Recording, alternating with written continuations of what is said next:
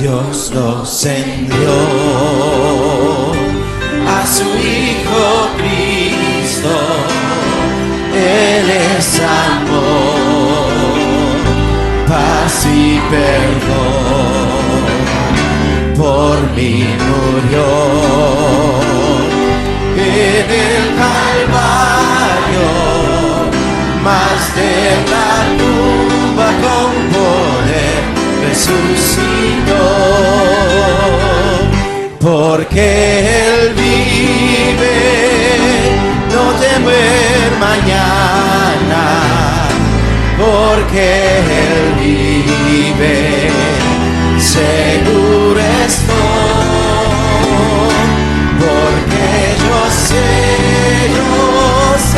que el futuro es suyo y que la vida vale porque Él vive hoy. Grato es tener a un tierno niño, precioso don que Dios nos da. Cuánto mejor cuando Él recibe al Salvador y vida eterna gozará. Porque Él vive, no temer mañana. Porque Él vive, seguro estoy. Porque yo sé que el futuro es suyo y que la vida vale porque Él vive hoy. Que purifica cada cual que se sumerge en Él, que se sumerge en Él, que se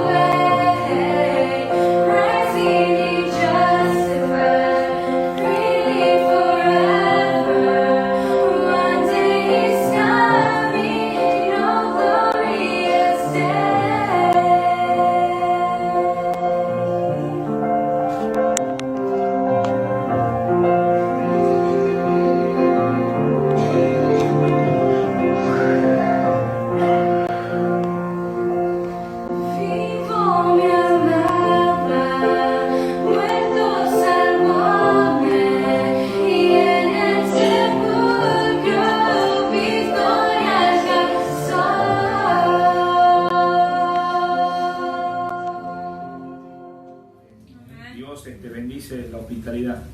Bueno, hermanos, vamos a ir a nuestras Biblias. A este tiempo ya el pastor nos presentó acá y esperamos que no sea la última ocasión, sino venir más seguido y compartir con ustedes. Vamos a abrir el libro de Santiago, en el Nuevo Testamento, en el libro de Santiago, y vamos a estar mirando algunas cosas que son muy importantes, que el escritor, que en este caso sería el hermano de nuestro Señor Jesucristo, que aún él mismo no se presenta de esa manera, pero vamos a ver un minutito más. Le invito a que miremos por favor desde el versículo 18 hasta el versículo 27, ¿no? Entonces si llegan ahí, vamos a ir por favor a Santiago, capítulo 1, versículo 18 al 27. Bueno, que el Señor bendiga su palabra. Vamos a pedir que Dios nos hable, nos dé el entendimiento, ¿no? Que vamos a hincar nuestro rostro, vamos a pedir la dirección de Dios. Padre Celestial, te damos gracias por estar en esta noche en la Iglesia Bautista Monte Sinaí. Te damos gracias, Señor, porque tú eres la cabeza, Señor, de la Iglesia. Sabemos que tú eres el centro principal de nuestra vida, porque un día, Señor, estábamos alejados, perdidos, sin vida y sin esperanza, Señor. Pero llegamos a comprender ese gran amor que tú has tenido hacia nosotros, Señor. Y esa es la razón, Señor, que en esta noche venimos agradecidos para congregarnos, porque tú nos has amado primero, Señor, y por eso te amamos, Señor. Y estamos aquí en esta noche también agradecidos porque tú has permitido que esté mi hermano Juan Ramón, el pastor acá de la iglesia, con su familia. Gracias por ellos, Señor, que les has fortalecido para estar en esta ciudad de Rock Hill, Carolina del Sur, Señor. Gracias por los hermanos y hermanas que siguen fieles acá en la iglesia y que han conocido tu palabra a través de este ministerio, Señor. Y en esta noche, Señor, ante todo, te pedimos perdón por nuestras faltas, ofensas y pecados que hayas roto nuestra comunión, Señor. Y queremos decirte, Señor, que te necesitamos. Ayúdanos a entender tu palabra, Señor, a los que estamos presentes. Edifica a cada uno de los hermanos que han llegado. Sabemos que algunos tienen cargas, necesidades, Señor, en su vida, como la hermana que su esposo, Señor, ha tenido ese accidente. Señor, dale la paz que sobrepasa todo entendimiento, y aún si hay alguien más acá entre nosotros, Señor. Y Padre amado, también, como no conozco a todos, también te rogamos si hubiera alguien que no comprendió el Evangelio, o que no ha comprendido lo que es ser un hijo de Dios, un cristiano, que hoy, Señor, usted obre en su corazón nuevamente y se pueda manifestar entre nosotros, Señor, profesando esa fe genuina en ti, Señor. Y Padre Celestial, nosotros que estamos detrás de este púlpito, de esta plataforma, ayúdanos a expresar las palabras justas y necesarias que son para poder expresar como tú siempre has querido que, Señor, todo lo que hablemos y digamos sea para gloria y honra de su nombre. Obra en todas las decisiones que hagamos, Señor, en esta noche antes de irnos, Señor. Todo que sea basado bajo tu palabra, Señor. Te pedimos todo esto humildemente y las gracias te damos en el nombre precioso del Señor Jesús. Amén. Le invito a que tomemos asiento, por favor. Nosotros estamos en este pasaje. Yo sé que muchos de ustedes ya alguna vez han leído, ¿no?, este pasaje de Santiago, ¿no? Entonces posiblemente vamos a ver algunas cosas bien importantes que sería bueno que consideremos. Por ejemplo, antes de leer la lectura, mencioné, digamos, que el escritor, quien escribe esta carta, digamos, es Santiago, ¿no? Santiago es, ahí en el versículo 1 del capítulo 1 dice: Santiago, siervo de Dios y del Señor Jesucristo, a las 12 tribus que están en la dispersión, dice: salud. Entonces, si ustedes notan, Santiago no tenía solamente este nombre, el otro nombre que él tiene se llama Jacobo. ¿Sí? Entonces, dentro de los 12 apóstoles que el Señor eligió, ustedes después esta noche pueden ir a buscar Mateo capítulo 10, y ahí habla de que el Señor llamó a 12 hombres que eran anteriormente discípulos, pero ahora los iba a llamar a ser apóstoles. Amén. Y bueno, uno de esos apóstoles se llamaba Jacobo. Entonces hay mucha gente que cuando lee esta carta piensa que es el apóstol Santiago, ¿no? Pero sin embargo hay gente que viendo cómo Dios lo usa grandemente a él, lo consideran un apóstol, pero él no es de los 12 apóstoles. Con esto quiero decir, porque es importante leer la palabra con cuidado, hermanos. Cuando el Señor elige a los 12 hombres, hablando de Jacobo, sabemos que Jacobo, hermanos, él fue parte del ministerio de nuestro Señor Jesucristo, con los 12 apóstoles. Entonces, pero más adelante, después de que el Señor se va y deja la gran comisión a los discípulos, entonces la iglesia empieza a crecer, mucha gente se convierte, pero en el capítulo 12, ¿no?, del libro de Hechos, ahí se ve que muere el primer apóstol, no el primer mártir, sino el primer apóstol, porque el primer mártir de entre los cristianos fue, a ver si ustedes se recuerdan, ¿no?, ahí se menciona por el capítulo 6, 7, y comienza con la letra E, se llama Esteban, no es mi hijo, ¿no?, pero se llama Esteban. Él fue el primer mártir cristiano que murió. Pero cuando hablamos de los apóstoles, son aquellos que fueron elegidos por el Señor, que iban a ser parte de este ministerio que nosotros vimos hasta el día de hoy. La doctrina que nuestra iglesia tiene, o que ustedes tienen como iglesia, es una doctrina apostólica. ¿Por qué? Porque ya sabemos que ya no hay más apóstoles, pero esa doctrina está escrita en los evangelios y está escrito por muchos apóstoles, como los que estamos leyendo en esta noche. Amén. Entonces en el capítulo 12, digamos, de Hechos, ahí aparece que Herodes encarcela al apóstol Pedro, pero dice que antes de encarcelarlo, lo mata Jacobo. Y yo lo digo esto para que usted se acuerde en el estudio que estoy dando y en la predicación que voy a seguir dando, es porque uno dice, bueno, si muere Jacobo, ¿por qué en el capítulo 15 del libro de Hechos vuelve a aparecer Jacobo? Es que, queridos hermanos, así como el nombre Juan no es solamente Juan el apóstol del amor, hay también otro llamado Juan el Bautista. Amén. Y hay otros que tienen, en la Biblia hay como 4 o 5 Marías también. Uno diría, bueno, son iguales todas, pero son diferentes personas, pero el mismo nombre. Y en este caso, digamos, en el capítulo 15 de Hechos, hay una dificultad, muchos gentiles. ¿Y quiénes son los gentiles? Los gentiles somos nosotros, los que no somos judíos, que gracias a Dios somos parte del cuerpo de Cristo. Entonces los gentiles, hermanos, habían tenido dificultades porque los judíos que se habían convertido al Evangelio querían, usted sabe que el ser judío es una religión también, hay que orar por el pueblo judío, hermanos. Usted sabe que el pueblo judío es el pueblo de Dios, el pueblo de Israel, digamos, donde el Señor vino, se hizo hombre, se encarnó. ¿Y qué pasó? Ahí en el libro de San Juan capítulo 1 nos dice que a los suyos vino y los suyos no le recibieron. Entonces, pero gracias a Dios que algunos se arrepintieron, oyeron el Evangelio, y el Señor en el llamado dice: arrepentidos porque el reino de los cielos se ha acercado. Muchas personas se convirtieron, y entre esos fueron discípulos y otros fueron apóstoles. Pero sin embargo, hermanos, más adelante vemos, Cornelio fue el primer gentil que se convirtió, y hubo otros más adelante convirtiéndose. Entonces, los judíos, hermanos, como tenían religiones, había fariseísmo, había saduceos, estaban los escribas. Usted lo va a leer esas palabras en los evangelios. Los fariseos eran un grupo religioso que había comenzado bien, ellos tenían muchas costumbres. El Señor, sabemos que en el Antiguo Testamento dio ¿cuántos mandamientos? A través de Moisés, 10 mandamientos, ¿no? Pero después fueron agregando otras leyes que tal vez eran con la cuestión de animales, que no podían comer animales inmundos. Hubo otras leyes, ¿no?, acerca de, por ejemplo, si encontraban un animal muerto no lo podían tocar, y si lo tocaban tenían que hacer ciertas costumbres, ¿verdad?, de limpieza. También había otras costumbres que eran la fiesta de tabernáculos, fiesta de las Pascuas. O sea, fueron cosas que se fueron agregando a la ley. Pero a medida de que pasó el tiempo, entre el libro de Malaquías, que es el último libro del Antiguo Testamento, y el primer libro del Nuevo Testamento, entre ese periodo, ¿no?, del Antiguo Testamento, que es Malaquías, el último libro, ¿no?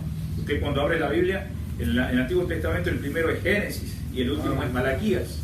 Ahora, el primer libro del Nuevo Testamento es Mateo y el último es Apocalipsis. En ese periodo o ese tiempo, digamos, de Malaquías y Mateo pasaron más de 400 años de silencio. Amén. Eso le llaman 400 años de oscuridad. ¿Por qué? Porque las cosas que se miran en el Antiguo Testamento ahora, al entrar al Nuevo Testamento, todo es nuevo.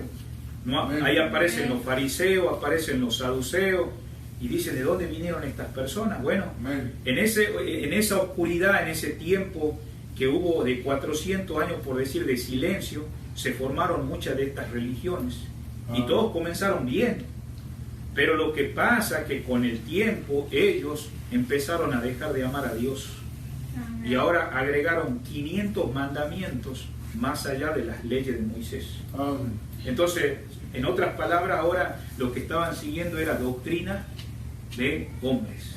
Amén. Hoy en día, digamos, hay más religiones que las que había en aquel tiempo. Entonces estamos viviendo en tiempos difíciles ahora.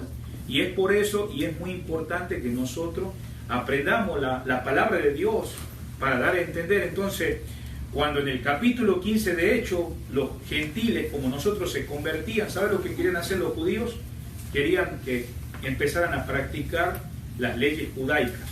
Amén. Y entonces Santiago, el escritor que estamos por estudiar en esta noche, se paró y dijo, hermanos, no podemos imponer a los gentiles que se han convertido así como nosotros, que han sido salvos por la gracia de Dios, que estas cosas que nosotros hacíamos tampoco nos ayuda a nosotros, menos a ellos. Amén. Lo único que quisiéramos es que no comieran de sangre, que no estuvieran comiendo de sacrificado a los ídolos, ¿no? Que no se le imponga más allá de eso. Y bueno, este hermano que estamos hablando de Santiago, Santiago fue hermano de ¿quién? De Jesucristo. Ahora, toda esta introducción que estoy dando es para que usted sepa quién es el escritor, quién es el autor de este libro. Amén. ¿Sabe quién es el autor? Es Dios. Amén. O sea, cada escritor, Dios lo usa por su mano, su persona, pero quien está siendo como autor principal es Dios. Amén. Entonces, Santiago, hermano, al principio no estaba en el ministerio de Cristo. Y todo esto estoy diciendo porque a veces uno piensa, bueno, Santiago es realmente una persona que siguió al Señor. No, acuérdense que muchos de los hermanos de Cristo, porque María tuvo otros hijos después de que nació Jesucristo, ¿verdad? De un nacimiento virginal, pero después vemos que José se unió a María y tuvieron otros hijos, y entre esos fue Santiago. Entonces, Santiago al principio se escandalizaba del Señor. ¿Se acuerda que el Señor dijo, aquí te vienen a buscar tus hermanos? Y el Señor dijo claramente, mis hermanos son los que hacen, mis hermanas, los que hacen la voluntad de mi Padre que está en los cielos. Entonces, más adelante, ya Santiago y sus hermanas se convirtieron y fueron, hermanos, instrumentos grandemente en la iglesia de nuestro Señor Jesucristo. Y por eso vemos acá que Santiago no se presenta así en una confianza. Jesucristo es mi hermano. ¿Sabe lo que dice? Santiago, siervo de Dios. ¿Qué quiere decir siervo? Esclavo de Jesucristo. ¿Sí? Entonces, qué maravilloso, ¿verdad, hermanos? Cómo Dios hace una obra en alguien. Y ahora, hermanos, en el versículo 18, nosotros comenzamos leyendo, dice, Él de su voluntad nos hizo nacer por la palabra de verdad. Esto nos habla claramente cómo tú y yo hemos nacido de nuevo. Es una experiencia, hermano, única. Y por eso, acuérdese que no fue su voluntad el hecho de que usted esté acá. ¿Sabe quién lo buscó a usted? Usted no lo buscó a él, sino que él lo buscó a usted. Por eso dice ahí, él de su voluntad. Queridos hermanos, ¿qué pasó cuando Adán y Eva fracasaron en el paraíso al principio? Estaba conectado Adán y Eva con Dios todos los días, pero llegó un momento que el hombre falló, fracasó. ¿Y qué pasó? El hombre empezó a alejarse de Dios, se escondió por su pecado, y Jehová salió a andar por ahí y le dijo, Adán, ¿dónde estás? Amén. Adán, ¿dónde estás? ¿Quién buscó a Dios en esa situación después que el hombre fracasó? ¿Lo buscó Dios o lo buscó el hombre? Dios lo buscó. Entonces, en esta noche, tú no estás acá en la iglesia porque tú buscaste a Dios. Él te buscó y te encontró. Amén. Por eso ahí dice en el versículo 18, Él de su voluntad nos hizo nacer por la palabra de verdad. Usted sabe que para que un bebé venga a este mundo y nazca, tiene que haber dos progenitores, un hombre y una mujer, para que se unan. ¿Es correcto o no? Para que pueda haber un nacimiento en la familia. Usted sabe que para que pueda haber un nuevo nacimiento en usted, tiene que haber también dos progenitores. Amén. Debe estar la palabra de Dios y el Espíritu Santo. Usted no ha nacido de nuevo porque usted es parte de la iglesia bautista. Dios ha tenido que interferir a través de alguien que te habló de Cristo con la palabra de Dios.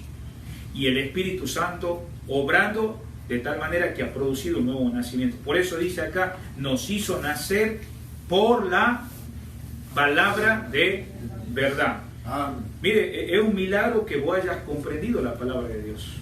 ¿Sabe cuánta gente ha escuchado el Evangelio y dice, no lo puedo aceptar? Lo comprendo, pero no lo quiero aceptar. Amén. Es un milagro de Dios.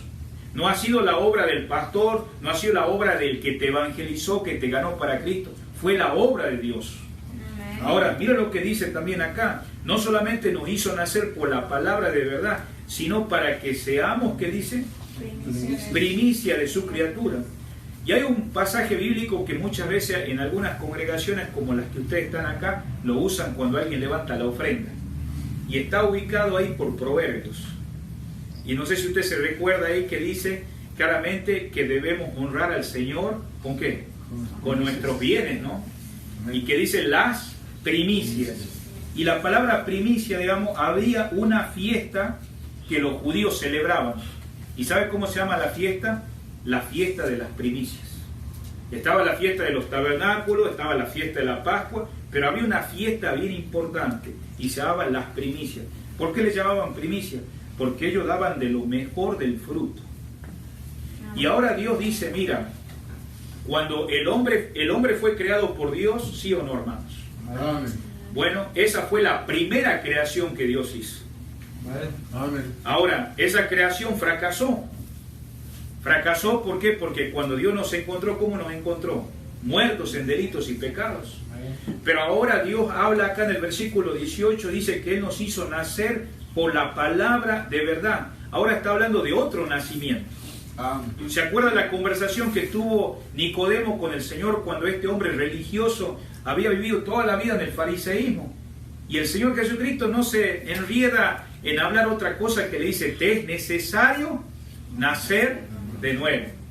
Amén. Porque lo que pasa, querido hermano, y ustedes que están presentes acá, el Amén. Señor no mira tu cuerpo en esta noche como lo miró a Nicodemo. Él mira tu corazón. Amén. Y si Dios mira tu corazón, no lo podemos engañar. Y es por eso que el Señor le dijo a Nicodemo, mira, yo no vengo a responderte lo que tú me estás preguntando. Yo te vengo a dar la palabra que tú necesitas y necesitas hoy. ¿Te es necesario, qué dice? Nacer de nuevo. ¿Y qué dijo él? Pero ¿cómo? Si yo soy siendo viejo, voy a entrar de vuelta por segunda vez al vientre de mi madre. Y es que él no estaba comprendiendo que el nacimiento era espiritual. La palabra de Dios y el Espíritu Santo que estamos hablando. Entonces, ahora termina diciendo el versículo 18, dice, para que seamos, ¿qué dice? Primicias de sus criaturas. O sea, está diciendo, ¿sabe qué? El nuevo nacimiento, que va a ser ahora de una manera diferente al primer nacimiento, la primera creación que Dios hizo fue Adán y Eva. ¿Fracasaron o no? Pero ahora el nuevo nacimiento que Dios hace a través de tu vida como nuevo creyente son primicias. Y Dios le da importancia a ese nuevo nacimiento. Dice que en una ocasión, hermano, a un niño de la escuela dominical le preguntaron, por favor, hijo, ¿me podés explicar en palabras sencillas qué es un nuevo nacimiento? Así le preguntaron a alguien, a un niño de escuela dominical, y le dijo a este niño, dos hombres viven en mi corazón, dice, el viejo Adán y el Señor Jesucristo. Dice, cuando la tentación toca la puerta del corazón, alguien tiene que contestar, dice. Y si dejo que el viejo Adán conteste, entonces peco, dice. Así que envío a Cristo a contestar y Él siempre sale ganando. Nosotros los cristianos que hemos nacido de nuevo sabemos que hay dos personas dentro de nosotros. Amen. Hay una nueva creación, pero está la vieja creación con la cual todos los días tú luchas. Amen. ¿O no? Amen. Tenemos una batalla espiritual. Y ahora, ¿verdad? Vamos a ver en Mateo 4:4, tú lo puedes buscar ahí, dice la palabra, no solo de pan vivirá el hombre, sino de toda palabra que sale de la boca de Dios. Es importante comprender que ahora tu nueva naturaleza, tu nueva creación que Dios ha hecho, necesita que recibir fuerza espiritual. Y por eso el Señor le dice, no solo de pan vivirá el hombre. ¿A cuántos de ustedes les gusta comer? ¿Cuántos de ustedes les gusta alimentarse? Y tal vez muchas cosas se pueden olvidar, pero no se olvidan de ese horario, ¿no? Que llegan, que uno tiene que almorzar, cenar. Bueno, en la vida cristiana también nosotros tenemos que comprender que la única fuerza espiritual viene ¿por qué? Por el alimento espiritual, hermanos. Amen. Ahora, si nosotros no le damos importancia a esto, hermano, ahora vamos a entrar al 19, mire lo que dice acá. Por esta causa, mis amados hermanos, aquí, hermanos, el énfasis de este pasaje que estamos leyendo es que en esta noche lleguemos a la conclusión de que no nos engañemos a nosotros mismos. ¿Sí? Amen. Usted sabe que nosotros podemos engañarnos a nosotros mismos, y ese es el peligro. Mire conmigo, por favor, el versículo 22, estamos en Santiago 1. El escritor dice, pero sed hacedores de la palabra y no tan solo oidores. Y termina diciendo, engañando a vosotros mismos. Le pido que usted lo marque en su Biblia esa palabra ahí, si tiene un lápiz, una lapicera. Amen. Engañando, ¿qué dice?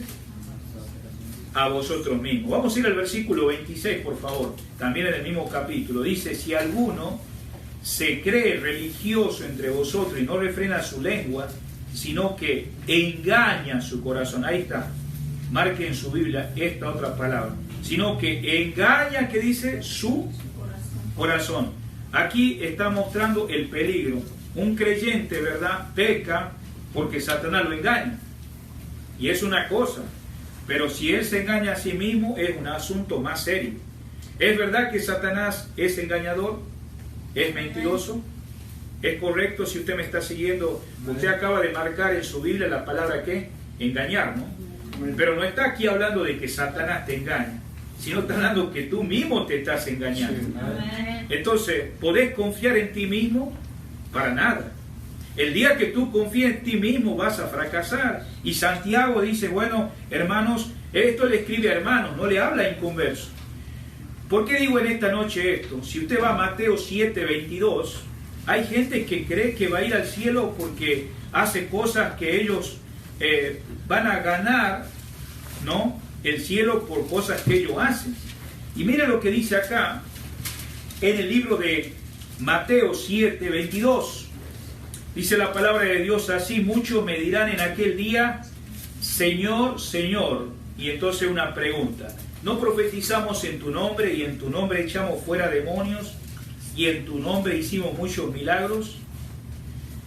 Entonces les declararé, nunca os conocí, apartado de mí, hacedores, que dice, de maldad.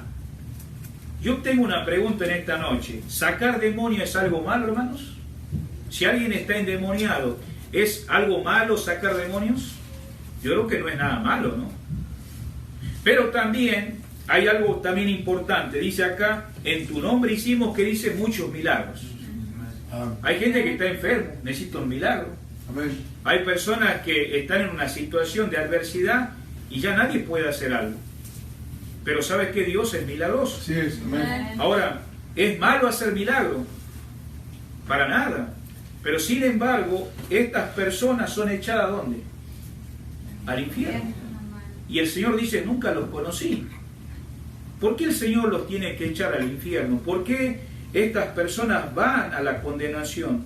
Nota en el mismo versículo 22, dice, en aquel día me dirán, que dice, Señor, Señor. A veces tenemos que observar eso con detenimiento, esas palabras, hermanos. Porque cuando alguien dice Señor, está diciendo, yo soy tu esclavo y tú eres mi amo. Y estoy para hacer ¿qué? Tu voluntad, no mi voluntad. ¿Ustedes han leído el Antiguo Testamento que había gente que estaba esclavizada? Cuando en el tiempo de Moisés había gente esclavizada. Amén. Sin embargo, hermanos, había personas que cumplían el tiempo de esclavitud. Inclusive ustedes que viven en Carolina del Sur, si ustedes van a las zonas de Charleston, a la orilla del puerto, todavía quedan, digamos, los nietos y los bisnietos ¿de quién? De los esclavos. Amén. ¿Sí? Ahora, siempre esos esclavos cumplían un tiempo determinado con su amo, y ya cuando terminaba el tiempo le daban una carta de libertad.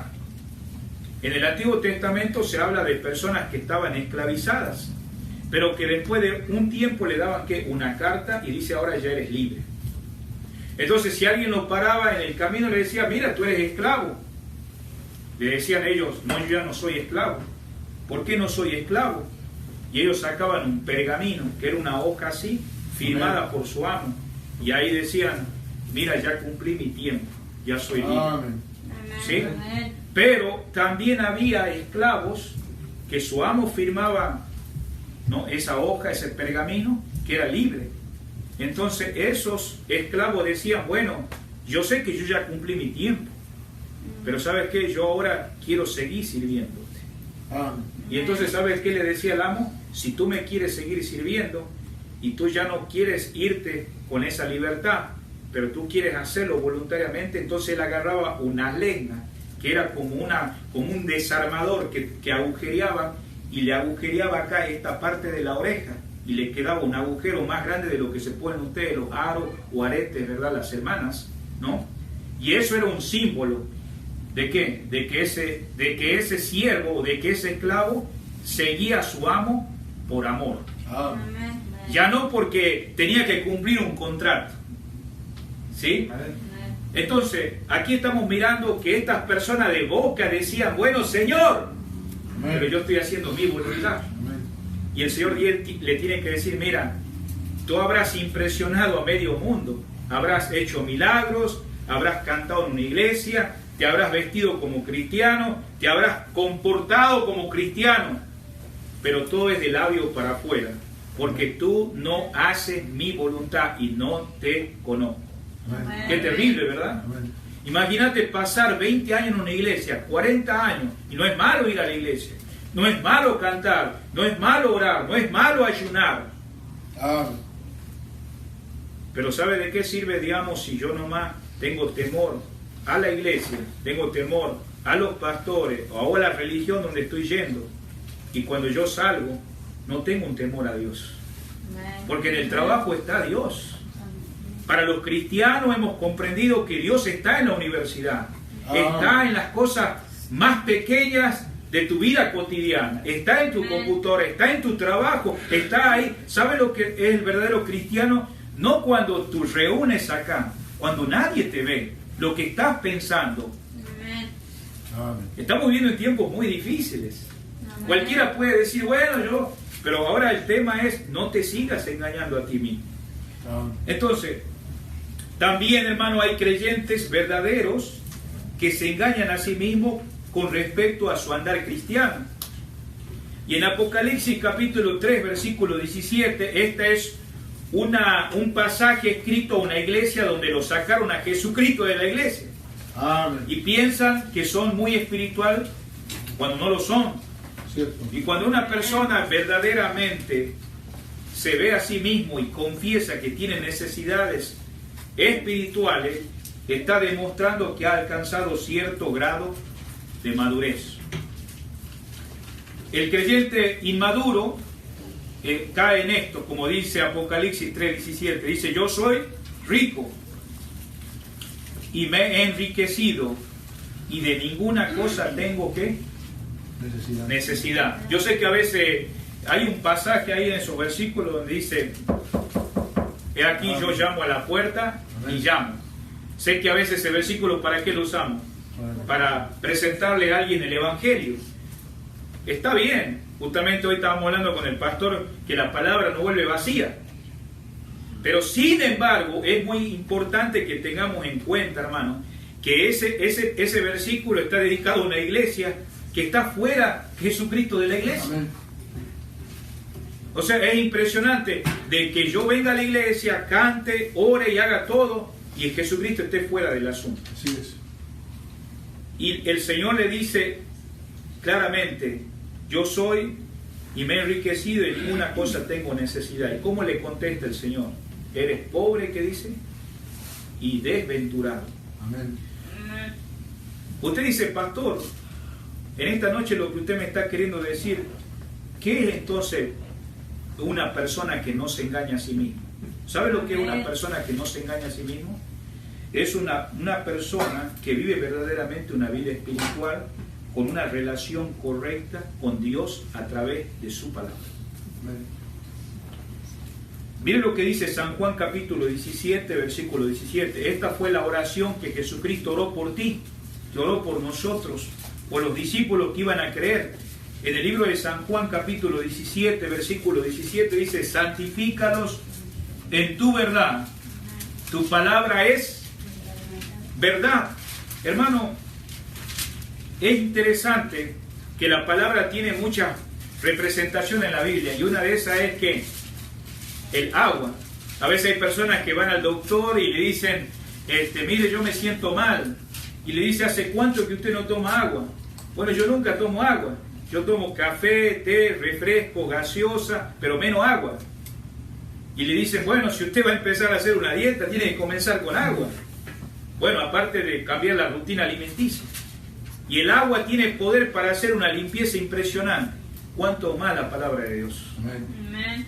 Entonces, si querés realmente saber si estás viviendo una verdadera vida espiritual, es importante la palabra. Si nosotros no tenemos una relación correcta con ella, entonces vamos a ser deshonestos con nosotros mismos y vamos a llegar a ser hipócritas.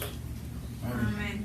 ¿Sí? Tal vez la gente dice, ay, qué espiritual que sos, no faltás ninguna reunión, vas a visitar, traes la Biblia, pero ¿sabes qué? Nos podrás engañar a todos, pero menos a Dios, no lo vas a hacer.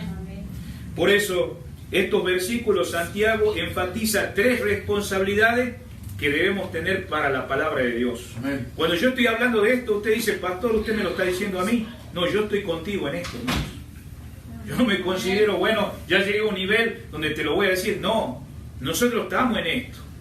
Lo que yo estoy hablando es para mi propia vida también, hermanos. Entonces, vamos a ver 3 responsabilidades que tú y yo debemos tener hacia la palabra de Dios.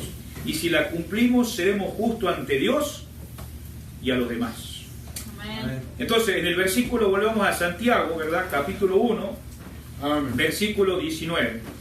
Amén. Vamos a ir al versículo 21, por favor.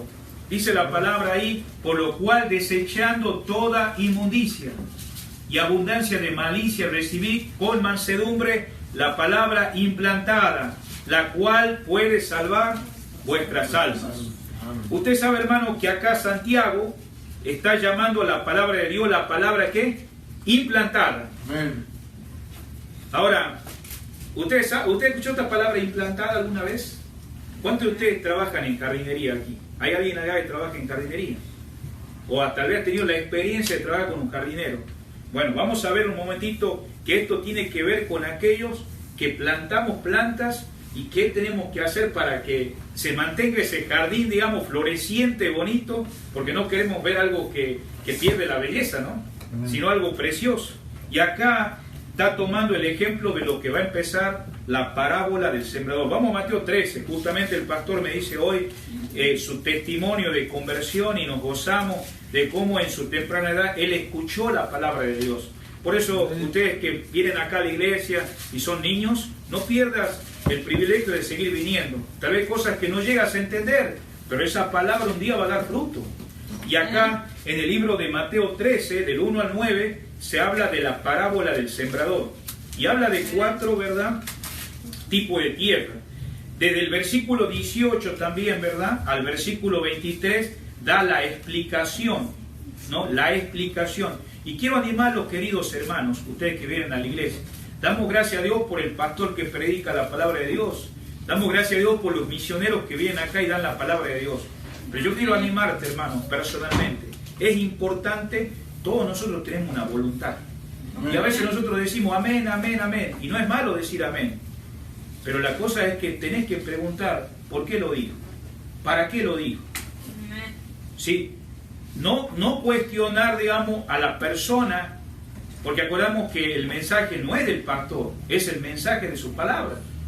Los discípulos, hermanos, escuchaban las parábolas. ¿Y qué son las parábolas, hermanos? La palabra parábola significa ilustración. El Señor llegó a una cultura, cuando Él estaba predicando, que no todos habían ido a la escuela, hermanos. ¿Sabe quiénes son los que estudiaban en aquel tiempo? Los que muchas veces estaban ahí en los templos o estaban en la sinagoga que se reunían los sábados. Entonces, esa gente era la gente religiosa. Dice que ni ellos entraban y no dejaban entrar a otros. Amén. Y los campesinos o los pescadores no habían ido a estudiar. Y el Señor usaba las ilustraciones más comunes de la vida, Amén. como de alguien que fue a sembrar. Y los discípulos, aquellos que habían rendido su vida al Señor, Él les pregunta a los discípulos, ¿qué quisiste decir con esa parábola? Yo quiero decirle algo, para que usted sepa, si usted es un discípulo de Dios, usted cuestione todo. Amén. Pregunte todo. ¿Por qué dijo eso? ¿Qué quiso decir con eso? No para contradecir, sino porque quiere saber la verdad.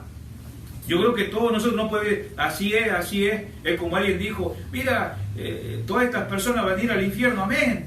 Y bueno, estaban en la cancha de fútbol, amén. No, hermano, no voy a decir amén a cualquier cosa. Tenemos que estar conscientes, escuchando lo que sí es la palabra de Dios. Y los discípulos oyeron la parábola del sembrador. Y después en el versículo 18 del capítulo 13, que estás abierto en la Biblia, uno de ellos le dijeron, ¿y qué quiso decir eso? Amén. Y hermano, el Señor te ama. El Señor nos ama y vas a encontrar una respuesta. Ahora, en el versículo 18 al 23 se muestra la palabra de Dios comparada con la semilla. ¿Sí? Dice que el sembrador salió a sembrar ¿qué? Semilla. Ahora, también se habla, ¿a dónde se siembra la semilla? Se siembra, hermano, en las piedras, se siembra en el cemento. ¿En dónde se siembra la semilla? En la tierra. ¿Y qué es la tierra, hermanos? En este caso, la ilustración esta habla del corazón humano. Amén. ¿Sí? Ahora también Jesús menciona en esta parábola 4 clases de corazones. Por ejemplo, dice que la semilla cayó en un lugar que era sobre la tierra. Y eso está hablando de un corazón duro, que ni entendió ni recibió la palabra de Dios. Y claro, no llevó ningún fruto. ¿Por qué? Porque la semilla fue sobre la tierra. Fue un corazón superficial. Se llenó, ¿verdad?, de emoción, pero no tenía profundidad. Después hablamos de una tierra donde cayó entre espinas.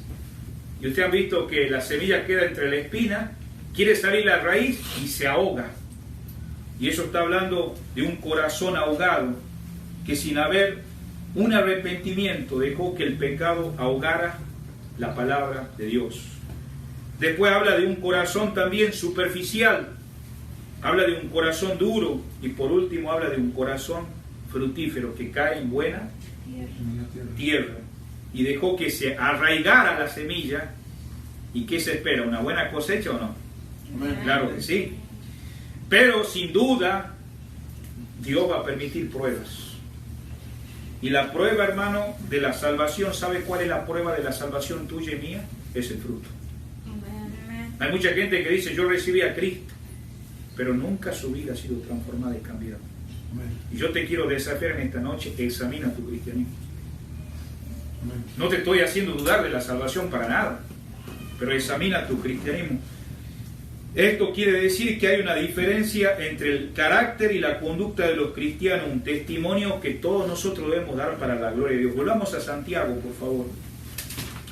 El fruto, hermano, puede ser ganar almas para Cristo. Romanos 1:16 dice, no me avergüenzo del Evangelio porque es poder de Dios. ¿Cuál es el fruto? Que es un testimonio llevando el Evangelio, ¿no? Amén. En Romanos 6:22 nos habla también que un fruto podría ser crecer en la santidad, Amén. ¿verdad? Sabemos que nuestra vida va siendo transformada en la manera que pensamos, los malos hábitos que tenemos, las malas costumbres, y la santidad, hermano, viene de Dios. Romanos 6:22. Otro también fruto puede ser compartir con otros nuestros bienes. Amén. ¿Qué dice Romanos 15:28? Dice que los hermanos de Jerusalén, aquellos que en algún momento se acuerdan los 3.000 que se convirtieron, dice que compartían los bienes. Amén. Todos los días permanecían en el templo. Ah. Estaban ayudando, pero un día fueron esparcidos. ¿Y sabe qué? Se fueron a tierras lejanas, fuera de su ciudad. Y ahora un día ellos regresaron, pero cuando regresaron ya no tenían nada. Amén. Entonces los hermanos gentiles como nosotros empezaron a levantar donativos, cooperaciones y ayudaron a los hermanos de Jerusalén. Ah. Es un buen fruto, pensar en tu prójimo, Así es. pensar en los hermanos que están en necesidad. Y es algo bueno, hermanos. También, hermano, otro fruto puede ser, hermano, desarrollar virtudes cristianas. ¿Qué son virtudes cristianas? Ejercitar la paciencia. Vivimos en una sociedad donde no hay paciencia, hermanos. Mira, salimos a la mañana manejando el auto y calculamos que en media hora vamos a llegar a tal lado y llegamos en 2 horas. Se nos escapan malas palabras, nos enojamos con los conductores del costado, que a qué hora se para el semáforo. Amén. Ah, voy a pasar a comer una hamburguesa. No me alimenta la paciencia, tengo que ir por el drive-thru, se demoró 1 minuto y ya quiero descontrolarme. Pero qué lindo es examinar, hermano, exhibir virtudes que solamente Dios te la da. Así es. La paciencia, el amor, el gozo, eso no viene de nosotros, hermano, no viene de este mundo, viene de Él. Amén. Y necesitamos estar conectados con Él. Eso es un fruto, hermano, la obra de Dios. También, hermanos, en Colosenses 1:10 nos habla también de hacer buenas obras. Amén. Y en Hebreos capítulo 13, versículo 15, aún el adorar a Dios son frutos, hermanos. Amén. Otra cosa más, hermano, las obras religiosas pueden fabricarse. ¿Qué son obras religiosas? Tal vez ir a visitar a un enfermo. ¿Se acuerda que leímos la verdadera religión, no? Pero aclara, dice, sin mácula. Amén. Esa palabra sin mácula, usted lo busca en el diccionario, significa sin mancha. Amén. Usted en el camino de su casa para acá pasó por varias religiones. ¿Cuánta gente van a visitar a la gente en las cárceles? Lo visitan en los hospitales. Se puede fabricar obras religiosas, pero ¿sabe qué carecen? Carecen de vida. Y no pueden glorificar a Dios. ¿Sabe cuál es el verdadero fruto, hermano? Que realmente vale la pena, el fruto que contiene la semilla. ¿A dónde cae la semilla? En la buena tierra. Amén. Y si tu corazón ha sido bueno, va a dar fruto. Y la cosecha será fruto creciente y constante. Amén. San Juan capítulo 15 le dice, yo soy el labrador. ¿No? Y también él dice que es la vid verdadera. Amén. ¿Qué es la vid verdadera? Aquí hay alguien que dijo que ha trabajado en ¿dónde? En la jardinería. Mi abuela, hermano, tenía plantaciones de vid en Argentina. Y esas plantaciones son racimos de uvas que después salen de la vid. Es bonito estar viendo uvas blancas, uvas negras, ¿no?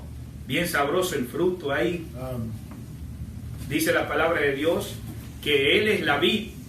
¿Qué es la vid? Es el árbol. Amén. Y nosotros somos, ¿qué? Los pámpanos. ¿Sabe cuál es el significado de pámpano en San Juan 15? Vamos a buscar en el diccionario. Son ramas. Amén. Si usted en estos momentos está frente a este mueble, usted ve que acá, bueno, ya se han cortado los pedazos del árbol. En el centro aparecen anillos y después se van formando otros anillos. ¿Es correcto o no? Amén. Hay árboles que a veces son de este grosor, hay árboles de más gruesos, pero cuando usted cuenta desde el anillo del centro, usted puede saber si ese árbol tiene 20 años, 15 años, 60 años. Hasta hace poquito cayó uno en California de más de 200 años. Wow. Entonces, pero ¿sabes qué? De esos árboles se pueden fabricar púlpitos, se pueden fabricar roperos, muebles. Pero ¿sabes qué? De las ramas no se puede fabricar eso. Es interesante eso. ¿Por qué Dios ha querido que tú y yo seamos ramas? Porque Él quiere que nos mantengamos humildes. Amén. Si fuéramos árboles diríamos, ¿para qué necesito a Cristo? Amén. Él dice, separado de mí, nada podéis hacer. Amén. Tú y yo lo que somos es por Él. Pero en las religiones se fabrican obras religiosas, hasta se compiten. Yo visité 15 enfermos, yo fui a 3 cárceles, yo ayudé a aquellos pobres, yo hice esto. ¿Y quién toma la gloria? Pues uno mismo. Y por eso dice la palabra de Dios ahí en el libro de Efesios 2:8, no por obras, para que nadie se gloríe. Si nosotros en esta noche estamos acá es por la obra de Cristo. Así es, amén.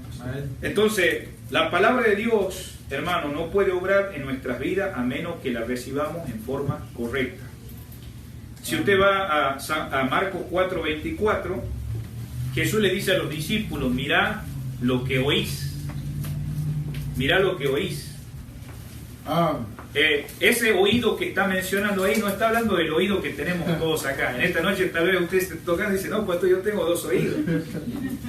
Pero está hablando del oído del corazón, hermanos. Porque el corazón tiene un oído.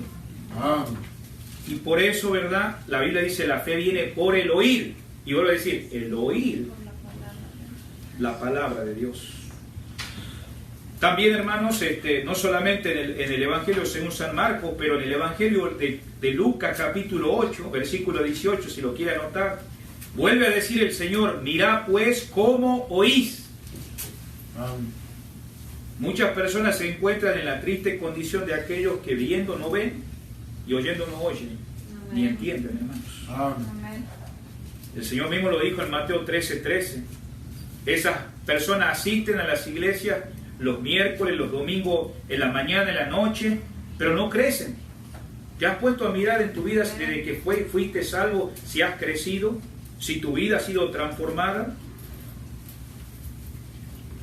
Esas personas, como dicen, bueno, tienen la culpa los maestros, hermanos. Tienen la culpa los pastores porque necesitan estudiar más la palabra. Tal vez, pero también puede ser la culpa del que escucha, ¿no? Tenemos que examinarnos cómo venimos escuchando, si lo estamos escuchando de forma correcta. En Hebreos capítulo 5, versículo 11, habla de un grupo de hermanos que se habían desanimados. Y ahí dice claramente que se habían vuelto tardos, que dice, para oír. ¿Por qué se vuelve tardo para oír? Debido a su decadencia espiritual. Yo te dije hace un rato, la única manera de saber que tú estás bien espiritualmente es tu relación correcta con Dios. Vemos entonces que la semilla de la palabra de Dios ha de ser implantada ¿en dónde? En nuestro corazón. Ahora usted dice, pastor, yo quisiera que esa palabra haga efecto en mi vida. Mire el contexto en el versículo 19. ¿Cuáles son los 3 consejos que da? En la primera parte del 19 dice, por esto, mis amados hermanos. ¿Se da cuenta, hermano, que Santiago trata a los hermanos, dice, amados hermanos? Amén. Porque, hermano, realmente Dios le ama grandemente a ustedes, hermanos. Y Él quiere que ustedes den fruto, hermanos. Por eso dice, todo hombre sea pronto, ¿qué dice? Para oír. Marque la palabra ahí en su Biblia, pronto para oír. ¿Se acuerda lo que dijimos hace ratito? ¿Cómo el Señor se dirigía a la gente cuando Él vino? En Mateo 13:9 dice, el que tiene oídos para oír, oiga. En Romanos 10:17, la fe viene por el oír, y el oír la palabra de Dios. Así que de la manera, hermano, que un siervo está presto para oír a su amo, ¿se acuerda de estas personas que se llegaron al Señor y dicen, Señor, Señor? Amén. O sea, ellos decían una cosa con sus labios, pero no estaban oyendo la voz, si no hubieran hecho su voluntad hace tiempo. Y no podemos engañar al Señor. Por eso vemos aquí claramente la ilustración ahí en 2 de Samuel 23, 14 al 17. ¿Se acuerdan lo que pasó con el rey David? David se había ocultado de los filisteos. Acuérdense que los enemigos del pueblo de Israel eran los filisteos. Y habían tomado la ciudad de Belén. ¿Y cuál era el deseo de un poco de agua fría en el pozo de Belén? Fue del rey David. Él dijo, ojalá que alguien me pudiera traer un poco de esa agua del pozo de Belén. Y sabe que uno de los siervos de esos salió corriendo, arriesgó su vida. Mire que no lo gritó así fuerte, yo quiero agua. No, él nomás hizo un comentario. Y así debemos estar atentos a la palabra. Hermano, mire, yo sé que acá en esta iglesia han pasado diferentes pastores o maestros, como ha pasado por nuestra iglesia. Dios no evade la personalidad, pastor. Amén. Todos tenemos diferentes personalidades. Hay algunos que levantan la voz, otros son más lentos, otros son más risueños, otros son más serios. Dios no evade la personalidad, pero sí que se enseñe la palabra de Dios. Amén. Y usted dice, no, aquel habla muy despacio. ¿Y cómo habrá dicho el rey David ahí entre los suyos, entre los 600? ¿Sabe cuánto yo deseo de tomar un poquito del pozo de Belén? Un comentario así, ni grito. Pero los siervos, Sí. corriendo. Ahí lee el pasaje esta noche. Yo tenemos 2 de Samuel 23 del 14 al 17, hermanos. Solo expresó el deseo: ¿quién me diera de beber del agua del pozo de Belén que está junto a la puerta? Así deberían estar nuestro oído a la voz de Dios, para hacer su voluntad. Así es. Amén. Entonces, ¿qué tenemos que estar en primer lugar? ¿Pronto? ¿Para qué? Para oír. En segundo lugar, vamos al mismo versículo 19. No solamente pronto para oír, pero también dice tardo para hablar. Ahí usted lo puede marcar en su Biblia con un lápiz: tardo para hablar. Es verdad que tenemos 2 oídos, pero no tenemos 2 bocas, ¿no? Tenemos una sola boca, ¿no? Y lo que debe recordarnos, hermanos, es que debemos escuchar más y hablar menos. Amén. Amén. O sea que muchas veces nos ponemos, hermanos, a argumentar con la palabra de Dios. Si no, hermanos, expresamos, como dice acá en Proverbios 10, 19, dice: el que refrena sus labios es prudente. ¿Cuántos de ustedes quieren ser prudentes? Amén. En Proverbios 17, 27 dice: el que ahorra sus palabras tiene sabiduría. Amén. Anote esos versículos, hermanos. En Lucas 10, 29, ¿se acuerda cuando el Señor, digamos, le habló a este doctor de la ley? Y en lugar de haber sido tardo para hablar, quiso discutir con Jesús y le dijo: ¿y quién es mi prójimo? Amén. ¿Se acuerda que le había explicado del hombre que había sido golpeado en el camino? Amén. Y pasaron el quién, el levita, pasó el sacerdote y pasó el samaritano. Y después que el Señor da la gran explicación del samaritano que lo ayudó, que todo, dice: ¿quién es mi prójimo? Si a veces pudiéramos escuchar más, no hablaríamos de más, ¿no? Así es. Amén. Es cierto. Entonces, hermanos, vemos en segundo lugar tardo para hablar. Y en tercer lugar, volvamos al versículo 19, debemos ser tardos para airarse. Uy, ese sí que está bien difícil. Pero, hermanos, no debemos airarnos contra Dios o su palabra. Amén. Ahí en Proverbios 14, 29 anote eso: el que tarda en airarse es de gran entendimiento, mas el que es impaciente en espíritu enaltece la maldad. A veces no nos pueden decir nada, hermanos, y nomás luego explotamos como una olla a presión. Y tengamos cuidado con eso, hermanos, porque eso va a impedir de que puedas dar fruto. Amén. ¿Se acuerda lo que pasó cuando en 2 de Samuel capítulo 12 el rey David pecó con Betsabé? Vino un profeta a visitarlo. Yo le animo que lo vea esta semana. Cuando el profeta Natán le refirió al rey la historia del que le robó la única ovejita. Yo creo que algunos de ustedes han mirado ese pasaje. Amén. Inmediatamente después que se le dijo eso, el rey que inmediatamente se enfureció. Sí. Equivocadamente, ¿no? Pero ¿sabe qué? Natán le dijo: tú eres aquel hombre. Amén. ¿Y qué pasó? David tuvo que confesar ¿qué? Su pecado. Amén. Y si usted quiere saber cómo se confiesa, lea Salmo 51. Salmo 51. Vivimos en tiempos muy difíciles que si no nos ponen entre la espada y la pared en una esquina con todas las pruebas, nosotros no estamos dispuestos a confesar. Amén. Pero el Hijo de Dios, hermano, que tiene una comunión correcta con Dios, todos los días está confesando. Amén. Lo que ha pasado por su mente, lo que ha oído, lo que ha hablado. Ya cuando tiene que decir: mira, pasó esto, sí es verdad, pero ya me arrepentí. Me da vergüenza, pero ya el Señor me perdonó, me humillé ante Él. Pero algunos dicen: no, te equivocaste, no fue así. Hermanos queridos, qué bonito, hermanos, es confesar al Señor. Por eso dice Efesios 4:26 claramente: airaos, pero no pequéis. No se ponga el sol, que dice, sobre vuestro enojo, hermanos. Si amamos al Señor, debemos aborrecer ¿qué? El pecado. Amén. Es que el asunto de airarse, hermano, es un asunto de que guardamos mucho la apariencia. Por eso yo le dije al principio: ¿cuál es el título de esta enseñanza? No te engañes a ti mismo. Usted dirá: bueno, pastor, ¿por qué no me habló en contra de mi situación? ¿De qué sirve si tú no te quieres humillar ante Dios? Amén. Todos tal vez piensan que eres una gran persona, pero muchas veces delante de Dios, Él sabe que tú no eres lo que eres. Amén. Pero podemos arrepentirnos y alcanzar la misericordia de Dios. Amén. Si amamos al Señor, como dijimos, hermano, vamos a aborrecer el pecado. Salmos 97:10.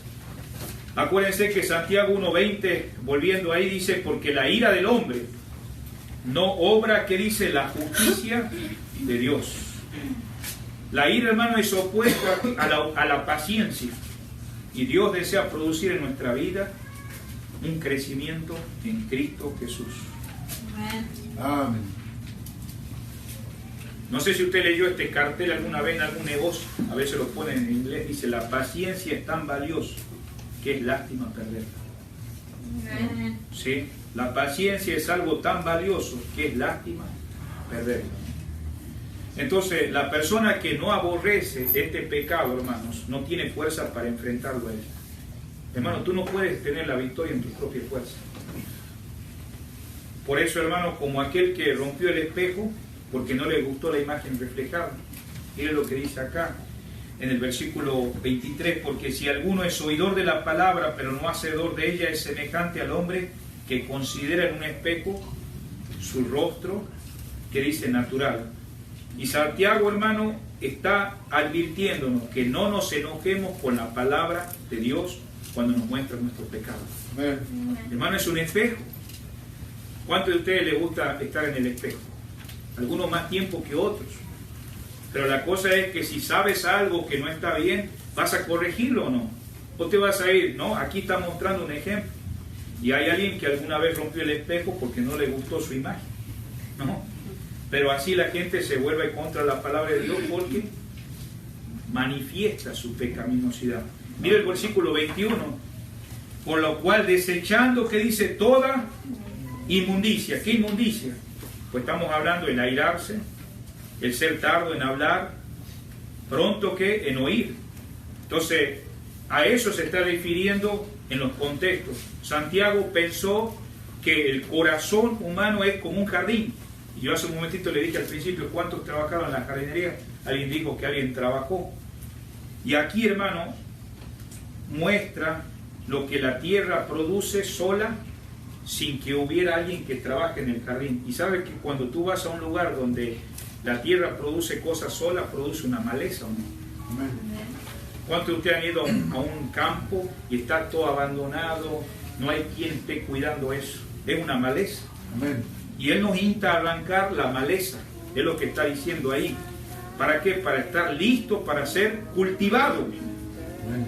Debemos preparar la tierra para que pueda ser implantada la palabra de Dios. La palabra aquí implantada es la frase que también está diciendo de sacar la abundancia que dice de malicia. Está mostrando la idea de un jardín, hermano, lleno de maleza. ¿Sí? Que no puede ser controlado. Es inútil tratar de recibir la palabra de Dios en un corazón que no está preparado. Amén. ¿Y cómo está tu corazón preparado? ¿Estás pronto para oír? ¿Estás tardo para airarte? ¿Estás en una condición, digamos, que no estás para hablar tanto y más para escuchar? La pregunta es, hermano, ¿cómo preparas el suelo o la tierra de nuestro corazón para recibir la palabra de Dios? En primer lugar, hermanos, ahí en primera de Juan 1:9 dice, si confesamos nuestros pecados, ¿qué dice? Él es fiel y justo para perdonarnos y limpiarnos de toda maldad. Primero tenemos que confesar nuestros pecados y pedir a Dios que nos perdone. ¿Te va a perdonar Dios si confiesas? Muchas veces los motivos de oración en las iglesias, como los miércoles, los jueves, hermanos, es motivo a veces de enfermedad y no es malo pedir. Son motivos por algunos que están pasando pruebas, pero nunca confesamos, mire, ya no estoy leyendo la palabra de Dios, ya no estoy orando. Pues mira, me ha apartado espiritualmente. Hermanos, después de meditar en la gracia y el amor de Dios y pedir que el Señor quite toda dureza en nuestro corazón, dice Jeremías 4:3, hará campo para vosotros y no sembréis entre espinos. ¿Sí? Noten el versículo 21, hermano, estamos en Santiago 1, dice, por lo cual desechando toda inmundicia y abundancia de ¿qué? De malicia. Ahora dice, recibid con mansedumbre. Recibid. Finalmente, hermano, debemos mantener una actitud de ¿qué?